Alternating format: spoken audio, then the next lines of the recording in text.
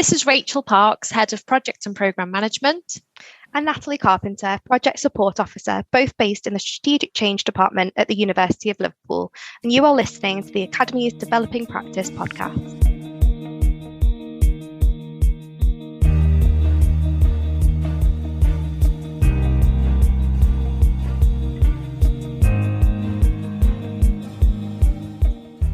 Hello and welcome to another episode of the Academy's Developing Practice podcast. In this episode, we chat with Rachel and Natalie about strategic change and, even though change is often difficult, how it can be managed using the right methodology. We hope you enjoy. Rachel and Natalie, we're really pleased to be speaking to you today. We're delighted to be hearing about your work in the strategic change team. But before we get started, we really like to get to know our guests. And so it would be great if you could tell us a little bit about your backgrounds and how you've arrived at the positions you're in today. So Rachel, if we start with you. Yeah, sure. So I've been working within project management for about 15 years now. I started as an administrator and then worked my way up in local government through various project roles, from project support officer to project manager to then programme manager. I joined the university about 9 years ago as a project manager, working within our student administration and support division, mainly to look at setting up our student experience function within the new London campus. And then after doing that, branched out into other business improvement type projects. So working on things like Wellbeing Strategy, Wellbeing Week, looking at how we can improve processes and systems for our students. And then within the last 3 to 4 years, I've been working within strategic change as head of project and programme management, which I love. It gives me lots of variety in my role. I get to meet lots of different people and work right across the university on different projects and programmes. Fantastic. I don't know that much about strategic change. So in most big companies, is there a strategic change department, or in my previous institution, we didn't have a department. So I guess it's because of the size of our institution. Is that right? Yeah, I suppose it depends how you organise your project and programme management function. So some institutions will have that devolved and have project managers working independently within different departments, whereas others tend to bring that together into what we call a portfolio of work in a portfolio management office. And that just means that we all follow a standard process for how we manage our projects and programmes and can bring about efficiencies through the way we do things, identify dependencies on the different work packages, and support one another as a group of project professionals as well. Fantastic. That makes a lot of sense. And Natalie, how about yourself? Thanks, Alex. So I started at the university about 3 years ago, and I actually studied at the university as an undergraduate as well. So it was a really nice opportunity to come back in this role. So I started in 2019 as a graduate trainee, which was really useful opportunity to look at different areas of the organisation. So I had 4 different placements, and this meant that I had an opportunity to see faculties, schools and central departments as well, which I found really useful to kind of make relationships and see the differences in those ways of working. And then in terms of how I came into this role, a lot of those placements focused on projects. So I did projects based on recruitment, on outreach and sustainability. So all really varied and interesting. And I thought that's what I enjoyed doing. I like bringing about that change and seeing those kind of positive improvements that you can make. So when I saw the project support officer role come up in strategic change, I knew that was something that kind of suited what I enjoyed in work. Brilliant. And what did you study as an undergraduate? So I studied English and I graduated, taught English in a secondary school for 2 years, and then decided I'm not sure this is exactly the avenue I want to go down. So that graduate scheme was perfect because I did kind of finance and HR. It broadened my kind of horizons in what a university offers and delivers as part of professional services. That graduate scheme was really successful, isn't it? And obviously you're proof of that success because you're people who went through that scheme who have been employed by the university. So, I mean, just tell me a little bit about that scheme then. I mean, how long were you in that scheme for? And then how did you manage to get the opportunity to then get a full-time job at the university? So I was in the scheme for 2 years. So those 4 placements were each 6 months. We had 1 placement that was a kind of operational based one, and then 4 that were project ones as well. So it gave me kind of a good variety. And there was a lot of development opportunities as well, which I think was really important. So I did kind of a leadership qualification, which introduced things like change to me as a kind of knowledge based side of it, as well as the practical skills based as well. And then I also had a mentor, and I found that really helpful to understand how the university kind of functioned and how all those different placements fit together, and kind of give me that overall perception of it as well. So that mentor helped me to identify opportunities after that scheme of kind of roles that would suit my interests, but also the skills that I've developed as well. So I would really, recommend it as a scheme for people who want to come into this sector, but aren't exactly sure what role they would like to go into. Yeah, brilliant. It must have given you so much insight into all the various different departments. I think that scheme obviously ran into difficulties with COVID, but I do believe that that the plans are being made to reignite that scheme and get it going again, which is brilliant to hear. I think that's a fabulous thing. Having our graduates, eventually having all the experiences and those sort of work life experiences to then work with us in a full-time role is just brilliant. We've done a lot with that, Matt. So within strategic change, since we've formed the last sort of 3 to 4 years, we have employed graduates on kickstart internships, and it's really good to get students that have recently graduated come into work within our team, because it provides us with a completely new perspective and insight to how things are landing on the ground. And some of our comms materials have really been influenced by those graduate interns working in the department, who have then gone on to progress into really great careers. So it is a good area to sort of get that expertise, because it's quite well rounded and you get to experience different parts of the university, as well as the project management side, which can take you on a number of different avenues in your career as well. Yeah, I bet it can. I mean, project management has been cried out for all over the country in all sorts of different areas, isn't it? Yeah. And just coming back to that strategic change. So, I mean, the strategic change team was founded in 2017 and has then obviously implemented quite a number of change initiatives from then to now. So what have you learned during that journey, Rachel, and how is your practice probably different now than it was at the beginning of that? Yeah, good question. I think when we started, Matt, we obviously we started with our Director of Strategic Change, Karen Banks, and the early days were very much forming what we wanted the department to focus on and how we would add value to what services already existed in the university.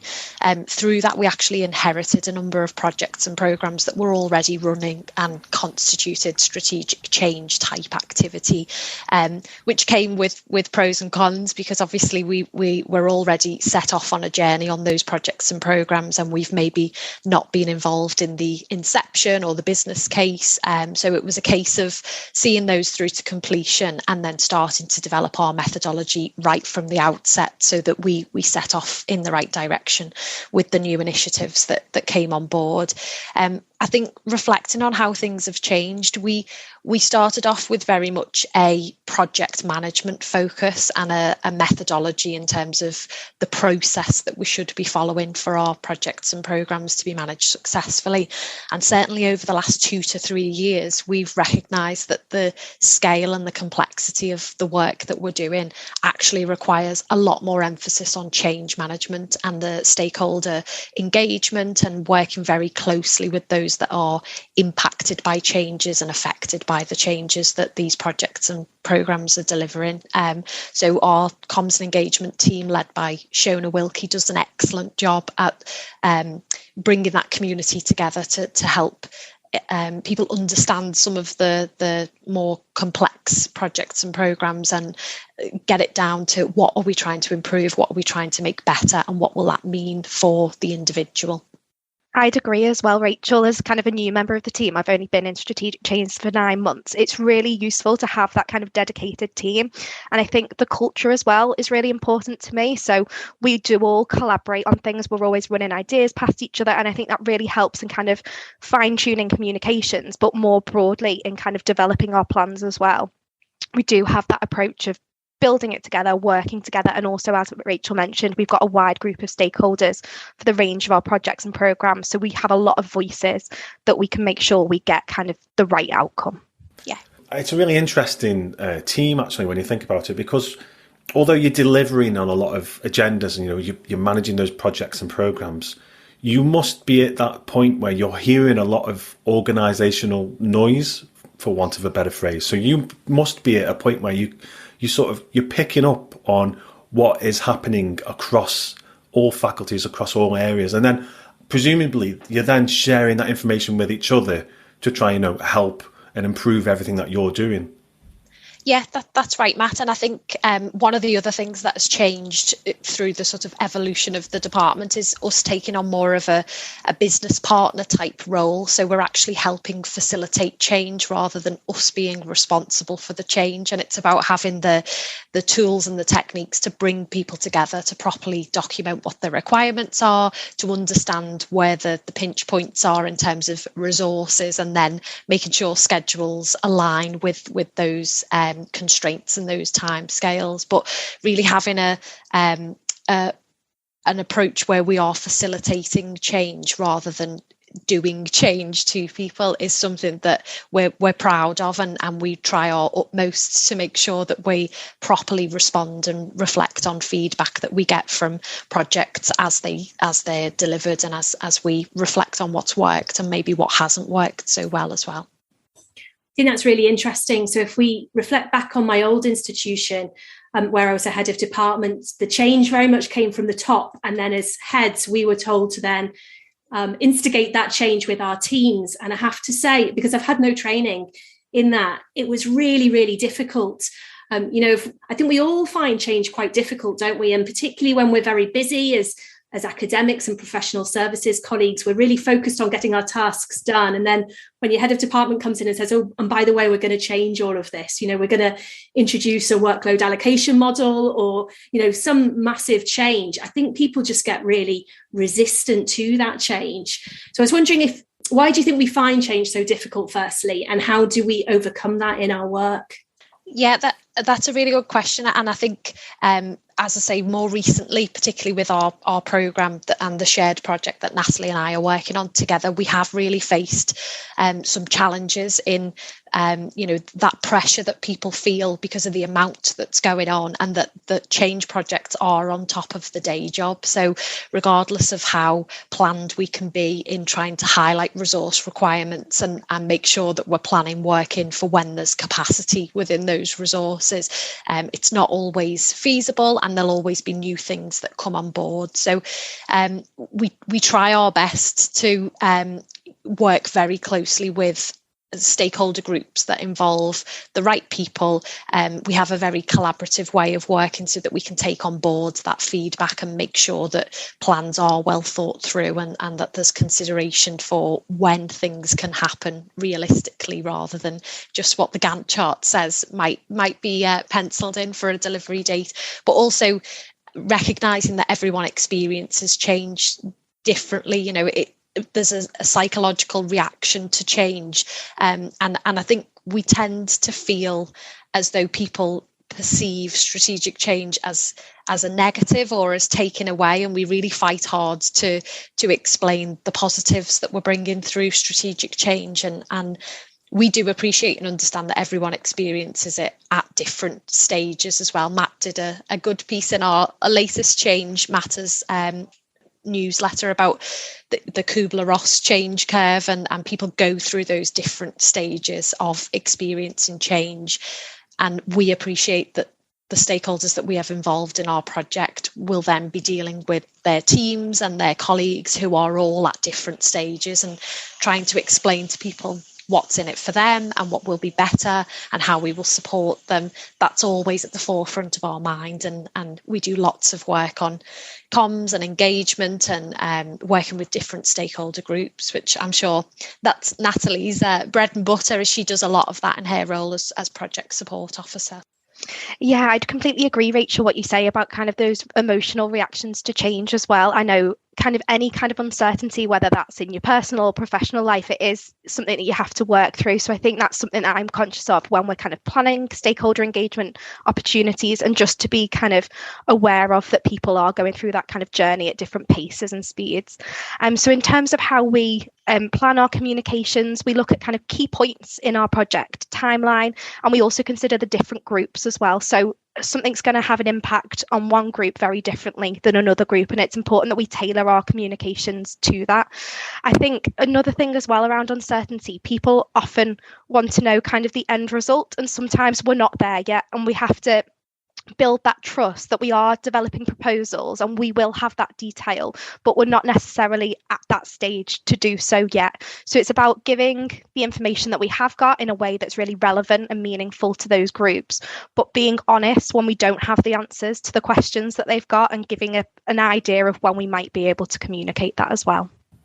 Some good points have been raised there from both. I think we just talked about the people element, and definitely implementing change across an organisation the size of the University of Liverpool is all about the people, isn't it?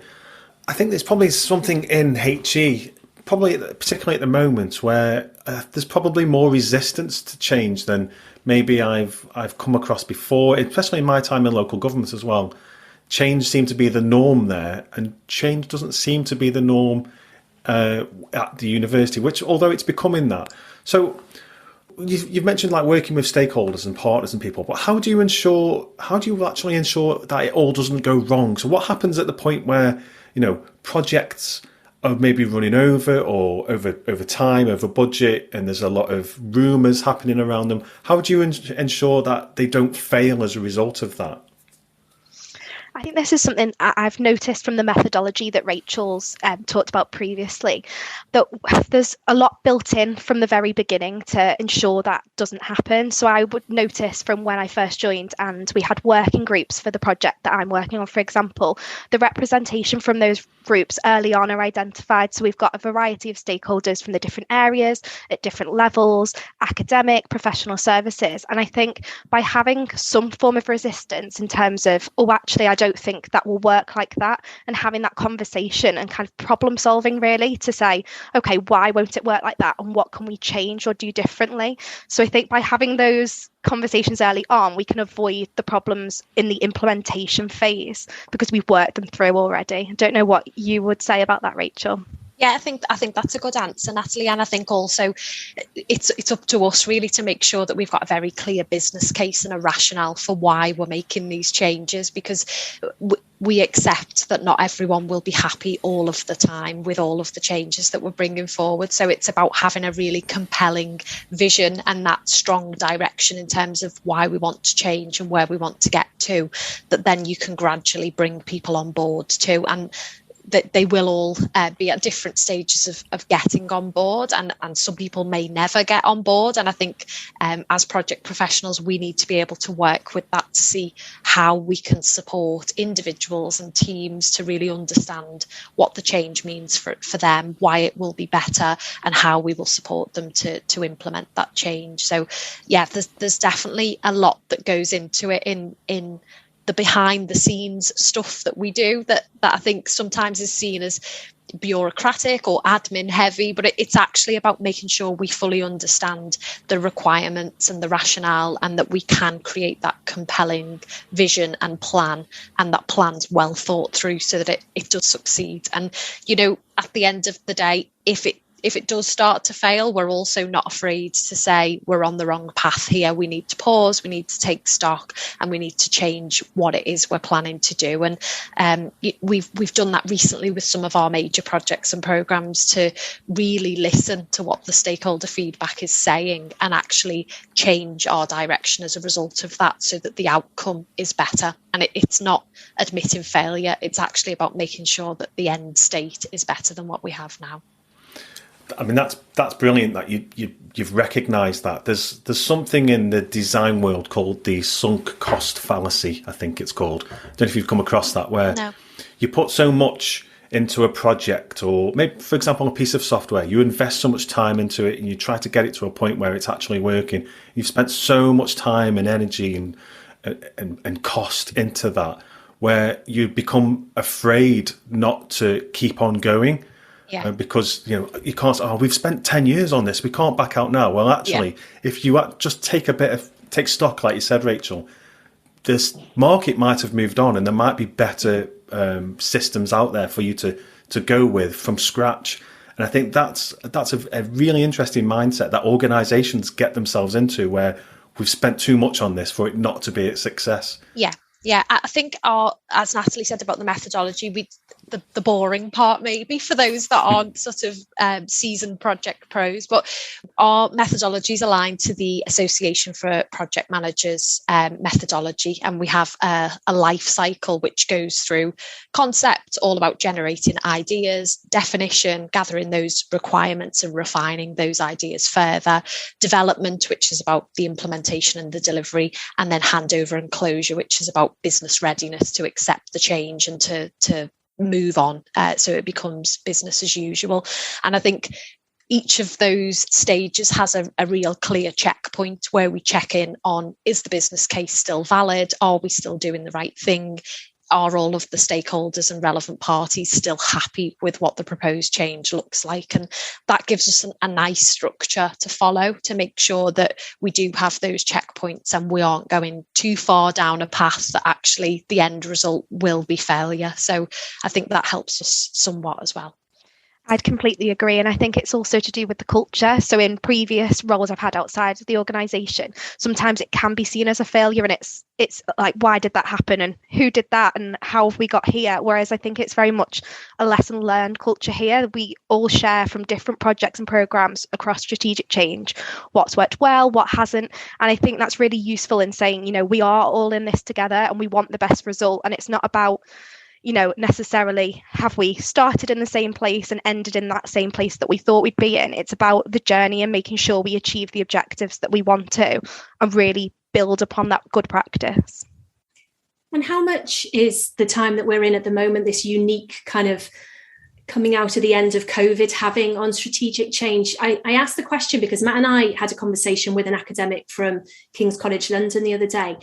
Something she said really struck me. She said that obviously when we went online, in terms of the development and the change around learning and teaching pedagogy, things moved really, really quickly and academics were up for a huge amount of change.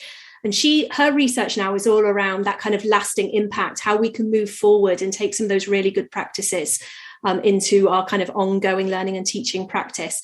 And she said her research has shown that the academics who want to go back to pre-COVID ways of teaching, giving a lecture for an hour to thousands of students, that kind of thing, is because right now they need to focus on their research. They've missed 2 years of research. So bringing in any kind of change now isn't going to work. So I'm guessing we're in quite a unique period in history where if you start introducing a huge amount of change now, maybe academics, maybe professional services as well are going to push back a little bit. I don't know.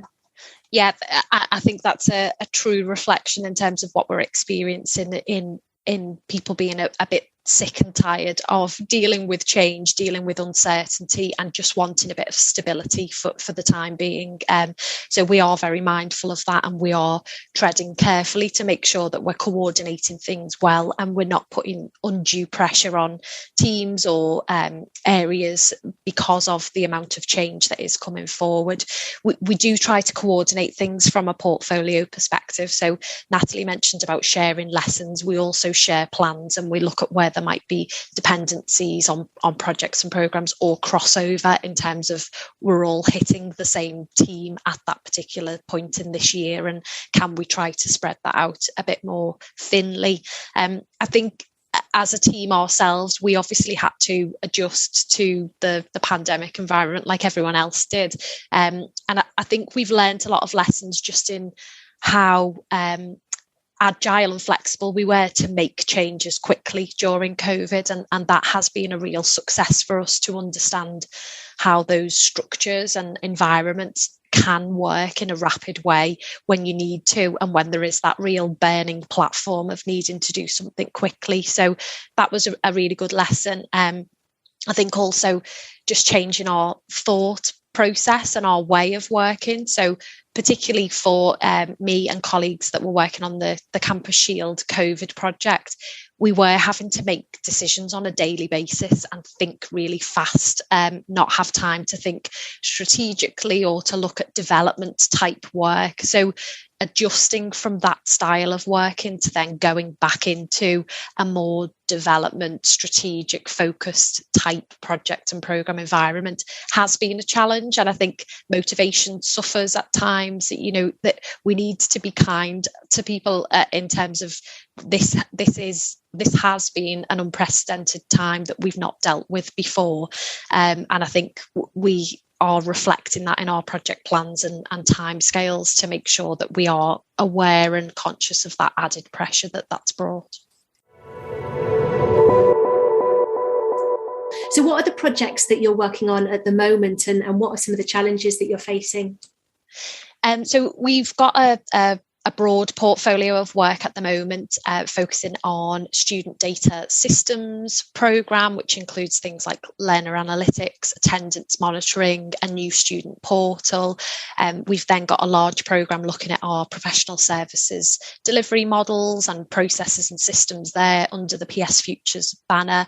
And then we've got some of our smaller projects and programs that are supporting institutional strategies. There's a big piece of work at the moment on sustainability and us reaching our sustainability goals, work with FRCS colleagues on asset management data, and looking at data more generally and how we bring that forward to have better informed decision making.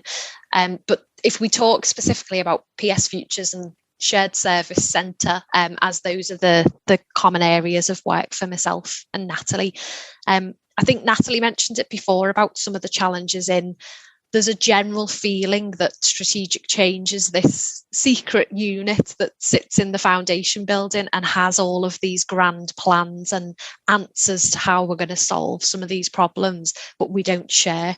And that's definitely not the case. So some of the challenge is about trying to take people along on a journey when you don't have the detail and you can't explain what the proposal will look like because you're still going through that process to reach that business case or that final sort of proposal and model of what things might look like in the future.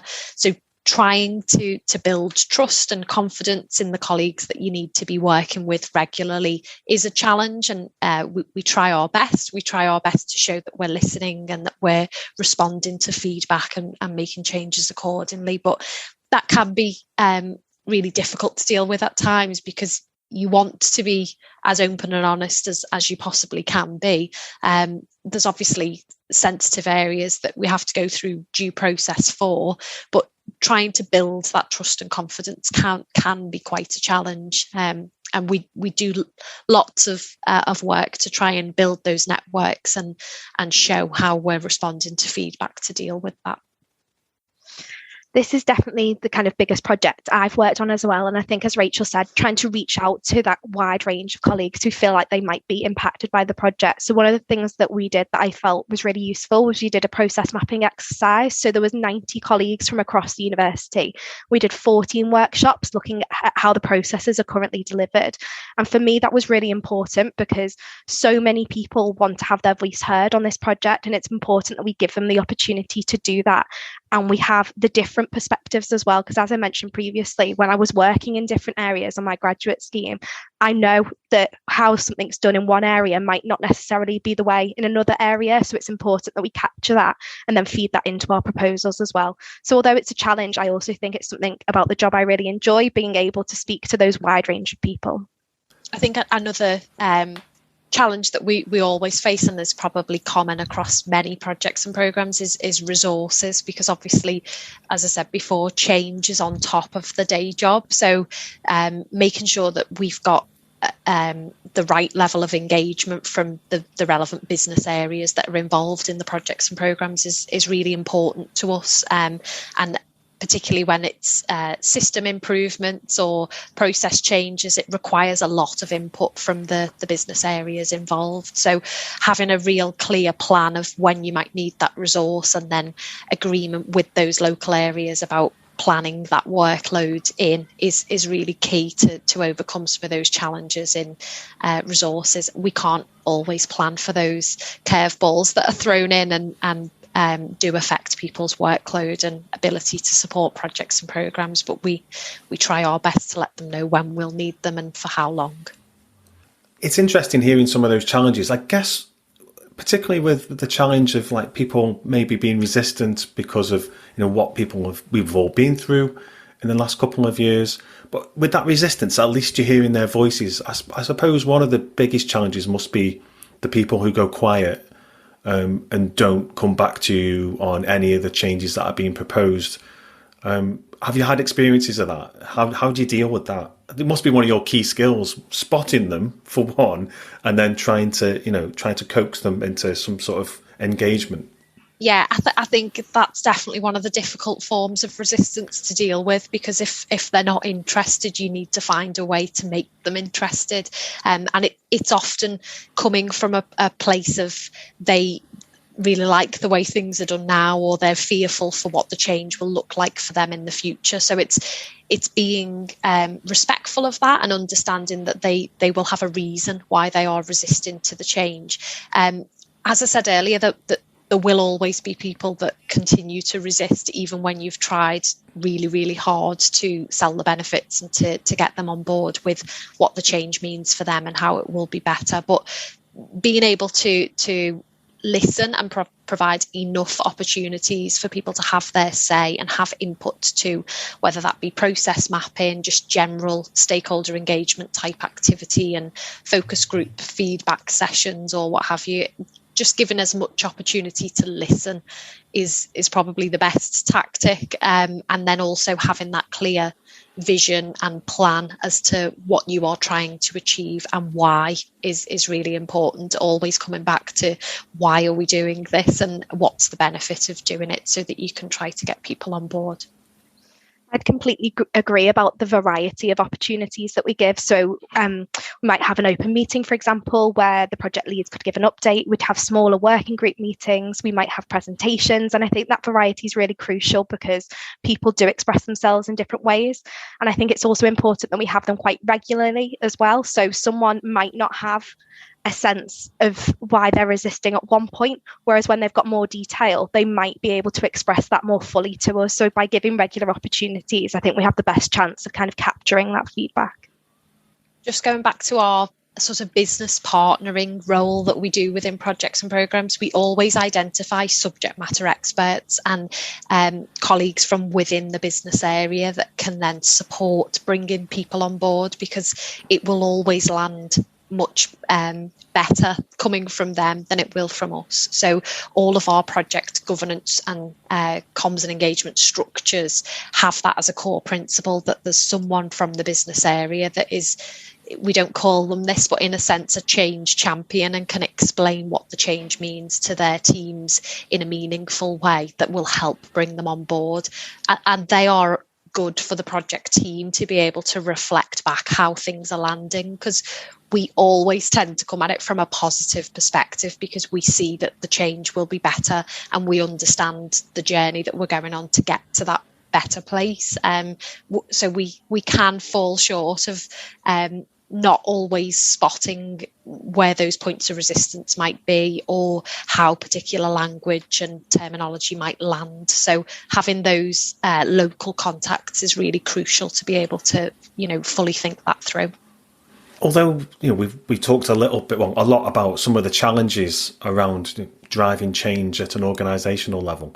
I can hear in your voices that you both actually really enjoy it, and I can see in your faces that you really enjoy it as well. So, what is it that motivates you about this? What is it about this particular sort of area that you both really love so much? I think for me, as someone new to it, it really is the variety. So the different tasks that I can do on different days really kind of motivates me in my role. And I think as well, particular to this team, it is the team culture that I've talked about before, how we're also collaborative. It is challenging, but we support each other through that as well. So I think that's really critical to my enjoyment of the role, but also my own development as well. We're not afraid to say, oh, actually, you could tweak that and make that better. And I think that's really important for someone, especially at my point in my career. I think I'd echo what Natalie said, just in terms of variety. So working within a really diverse portfolio of projects and programs, we get to work with every team right across the university, and we get to understand from a bird's eye view how things work and how it all fits together, and we can spot some of those opportunities that maybe business teams that are working just in one area might not be able to see. So having those moments where we're working as a portfolio team and we identify, well, actually this requirement's come through, this project's already delivering something similar, could we tweak it and make that even better? That's a really fulfilling part of our role, is just being able to support individual teams to make bigger strategic changes that on their own they wouldn't be able to drive forward. So that's a really satisfying part of the job, is the scale really, and the complexity and the variety that we get on the type of projects we do. And I think we are really maturing as a centre of excellence for project management and for project professionals. So being able to provide that expertise and guidance and support. I do a lot of mentoring and advice and guidance to colleagues who are out in departments but working on projects, and being able to share that knowledge and expertise and have a template and a tried and tested way of working is really rewarding as well, to support other people. Well, Rachel and Natalie, that's been really interesting hearing about your work. So thanks so much for sharing so much with us. This podcast is called the Developing Practice Podcast, and we love to finish each podcast with 3 or 4 take-home tips that our listeners can reflect on in terms of their own professional practice. So if you were going to leave us with some tips, what would they be? Natalie, if we start with you. So I think something that kind of struck me across my graduate scheme was that change is involved in every role, regardless of what your job title is, or if you're working on an official project with that title. So I think really seek opportunities to improve things in your local area, whether that's a working practice that you think, actually, we could do this differently, or a process that you think, oh, do we need to do that step? Why are we doing that? What's it adding? I think everyone can get involved in change on any level across the organisation. And if people are interested in change, we do have a change network. So anyone can join that. And we have regular drop-in sessions where people can discuss skills or knowledge that they need to develop that will help them in delivering and supporting change.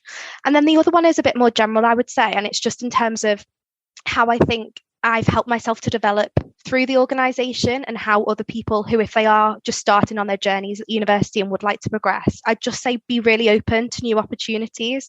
So I never thought at the start of the graduate scheme that this would be the role that I'm in now, but through the kind of opportunities that I've had offered to me through the academy, or through asking colleagues in my local area, can you explain how you've approached this, or how did you reach that decision? That's all helped me in kind of getting into the role that I am now. And it's a place that, you know, I'm really happy to be in. I think one of the things that I thought about when you asked me this question was reflection in general. So within project management as a tool, we encourage to log your lessons that you've learned throughout managing the project. And it's known as lessons learned, and I suppose they can't be learned until they're shared and then embedded. So really getting into the practice of reflecting on your work, thinking about what's worked well, what hasn't worked so well, asking others for feedback as well, and then sharing that with a team so that you can really learn from that experience and continue to improve what is working and stop what isn't maybe serving you so well. We do that within strategic change with our project managers network, and it is a really effective process to make sure that we are continually improving how we're delivering and what we're doing. And then the second reflection that I had and wanted to share was just about resistance in general. And I think certainly within the last few months, we've come to accept that resistance is probably inevitable with change programs, and it is about identifying where that is coming from, and it's often coming from a good place because people are passionate about what they are involved with and what they care about, and it's not always seeing resistance as a negative thing, and don't try to avoid it or manage it, but be able to identify it and provide those opportunities to understand where someone's coming from, understand those different perspectives, and make sure that you're thinking about things from other people's perspectives rather than just your own. Brilliant. Well, thanks for your time today. Thank you. It was good fun. Much.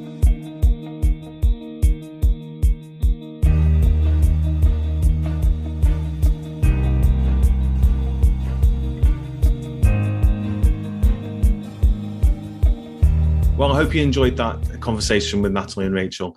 One of the things that I picked up, what they were saying, was that strategic change often facilitate change, and they don't actually do change to people. And their approach as a team is to ensure stakeholder voices inform their work so that they work together and build together with a view to appropriate change. Yeah, absolutely. I really like what they were saying about collaboration.